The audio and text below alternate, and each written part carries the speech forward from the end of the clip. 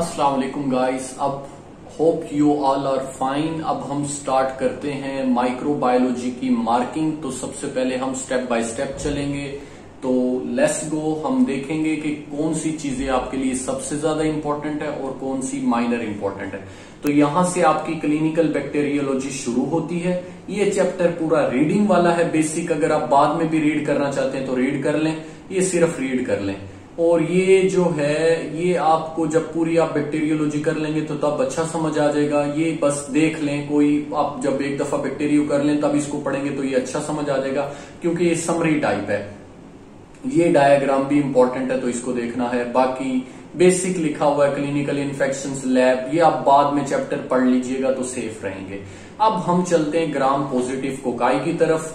ये डायग्राम ऑस्पी में आई तो नहीं है लेकिन आ सकती है। तो इंट्रोडक्शन को रीड करें। स्टेफिलोकोकस रीडिंग वाला है सारा। इंपॉर्टेंट प्रॉपर्टीज आपको याद होनी चाहिए ताकि आप सिनेरियो पिक कर सकें। ये डिजीज जो है सर, ये आपको पता होना चाहिए। ये ऑस्पी में आ सकती है, ये भी ऑस्पी में आ सकती है, ये भी ऑस्पी में आ सकती है। इम्पेटाइगो कराता है, फोलिकुलाइटिस कराता है और स्कारलेट स्किन सिंड्रोम कराता है। ये ऑस्पी की डायग्राम है। कैसे दिखता है स्टेफिलोकोकस ऑरियस। कोगुलेस पॉजिटिव है, कैटालेस पॉजिटिव है, इस तरह सिनेरियो आता है। An organism, a patient presented with folliculitis on forehead या आप impetigo and the organism on investigation found that it is catalase positive, coagulase positive।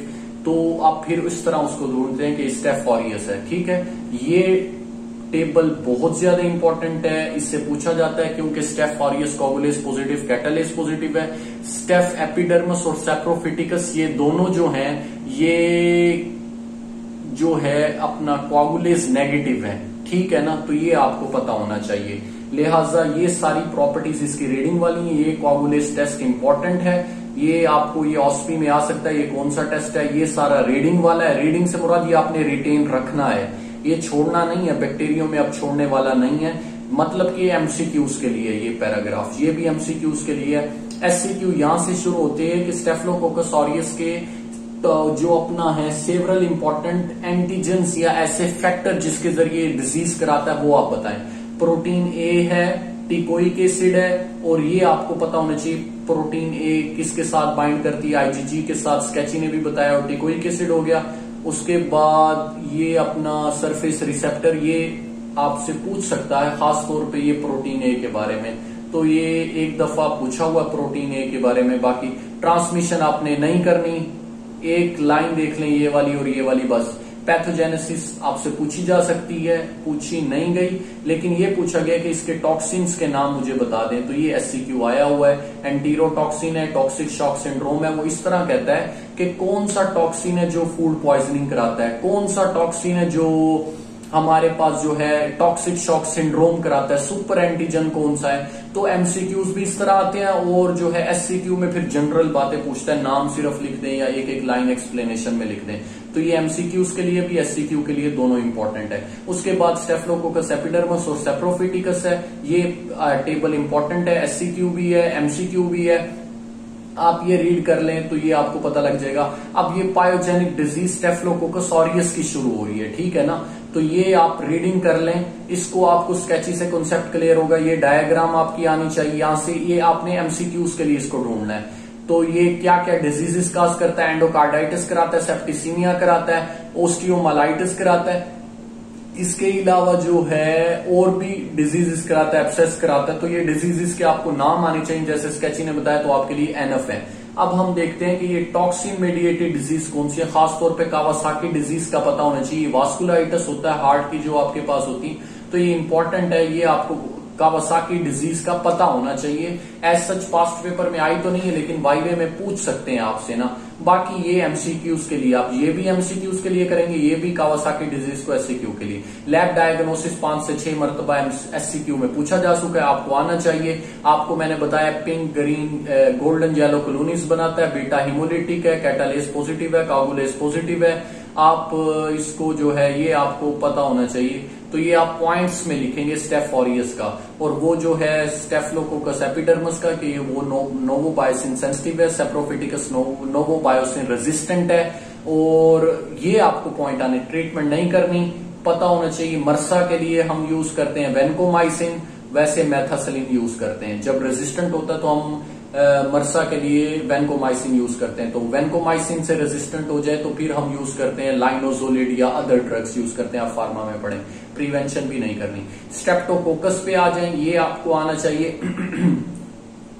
Table को देखें, ये इंपॉर्टेंट है टेबल, ये एमसीक्यूज के लिए आपने रीड करना है। इंपॉर्टेंट प्रॉपर्टीज आपकी एमसीक्यूज के लिए। अब ये आपसे पूछता है अल्फा हिमोलिटिक, जरा ये ऐसी की नाम आने चाहिए। अल्फा हिमोलिटिक, बीटा हिमोलिटिक के कॉन्सेप्ट, ये जो है अल्फा हिमोलिटिक, दोनों का डिफरेंस आपसे एससीक्यू एमसीक्यू दोनों में पूछा जाता है, तो ये दोनों का डिफरेंस आपको आना चाहिए। ये डायग्राम आपकी आनी चाहिए। फ्रेंजाइटिस कराता है, इस तरह आपको फेरेंक्स नजर आता है, और ये सेलुलाइटिस भी कराता है, ये भी पता हो। और उसके बाद जो है एंडोकार्डाइटिस है, ये भी पता हो। ये वाली स्लाइड तो ऑस्पी में आती है, ये ऑस्पी के लिए आपको बता रहा हूं, ठीक है। एम प्रोटीन होता है, ये एम प्रोटीन जो है एंटीफेगोसाइटिक है। ये एमसीक्यूज इसका आ चुका है कि एंटीफेगोसाइटिक किस वजह से ये बच जाता है बैक्टीरिया, इतनी जो इसकी पैथोजेनिसिटी वो ये है कि इसके पास एम प्रोटीन है तो एंटीफेगोसाइटिक है, ठीक है। ये डायग्राम आपको आनी चाहिए। ऑस्पी के लिए, ये एमसीक्यूज के लिए क्लासिफिकेशन ऑफ स्ट्रेप्टोकोकाई ग्रुप पे, ये एमसीक्यूज के लिए आपका, ये आपकी ऑस्पी के लिए है। और जो है आप जो है आगे चलते हैं, ये भी एमसीक्यूज के लिए सारा। नॉन बीटा हिमोलिटिक स्ट्रेप्टोकोकाई, ये आपने रीड करना, क्योंकि आपने स्केच की होगी तो आप इजीली करते जाएंगे। एमसीक्यूज के लिए ट्रांसमिशन देख लें, कोई खास नहीं है। पैथोजेनेसिस इंपॉर्टेंट है, ये आपको आनी चाहिए। ये आपसे पूछा जाता है, हमसे पैथोजेनेसिस में पूछा गया था। ग्रुप, ये हमारी बारी एससीक्यू है पास्ट पेपर।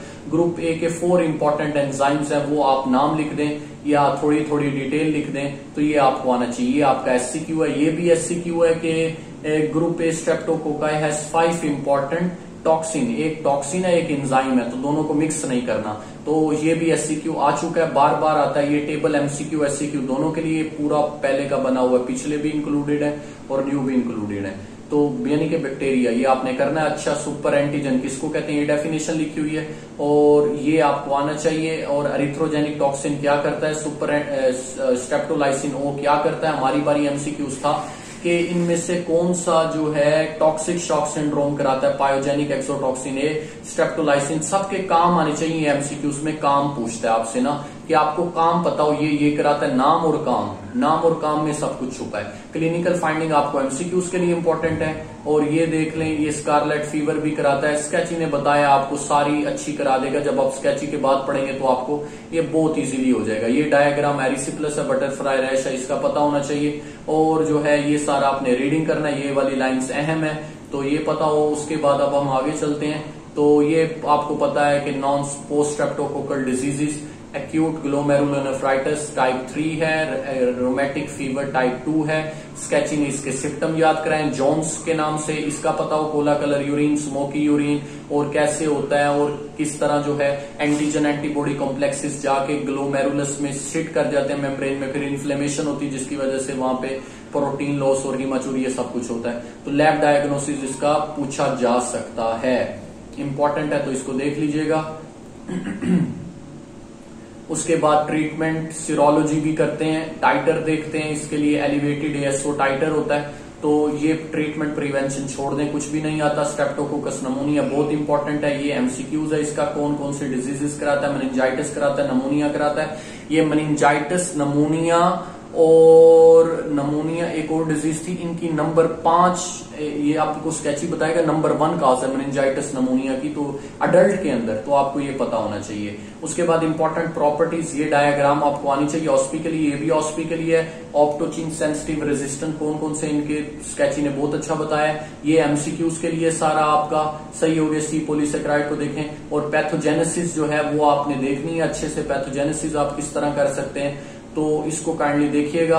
और जो है अब हम देखते हैं क्लिनिकल फाइंडिंग एमसीक्यूज के लिए, लैब डायग्नोसिस इसका जो है एससीक्यू के लिए। ये लैब डायग्नोसिस पूछते हैं। ट्रीटमेंट प्रिवेंशन छोड़ दें, कोई इतना नहीं। बायोफिल्म क्या होती है, डेफिनेशन लिखी हुई है। तो ये हमारा चैप्टर खत्म हो जाता है। एमसीक्यूज इसके लाजमी करिएगा। Thank you so much. Allah Hafiz. Subscribe करें।